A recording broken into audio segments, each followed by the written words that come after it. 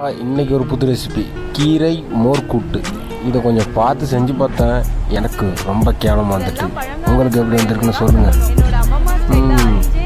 எல்லாம் அவங்க செய்கிறப்ப நல்லா இருக்குமோ ஏதோ எனக்கு ஒரு மயிலும் தெரியல. நம்ம செய்கிறப்ப ரொம்ப கேவலமாக இருக்குப்பா.